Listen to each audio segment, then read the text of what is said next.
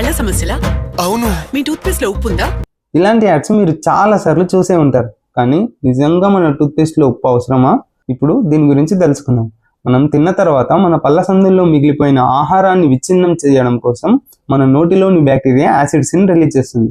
ఎప్పుడైతే ఈ యాసిడ్స్ వల్ల మన నోటిలోని pH అనేది 5.5 కంటే తగ్గుతుందో అప్పుడు మన పళ్ళపై ఉన్న ఎనామిల్ అనే పొర మెల్లగా కరుగుతుంది. దీనివలన మన పళ్ళపైన క్రాక్స్, హోల్స్ ఏర్పడతాయి. ఎగ్జాక్ట్గా ఇక్కడే మన సాల్ట్ యొక్క రోల్ మొదలవుతుంది. సాల్ట్ అనేది స్లైట్లీ బేసిక్ నేచర్ని కలిగి ఈ యాసిడ్స్ని న్యూట్రలైజ్ చేసి మన నోటిలోని pHని బ్యాలెన్స్ చేస్తూ ఈ ఎనామిల్ డ్యామేజ్ని నివారిస్తుంది.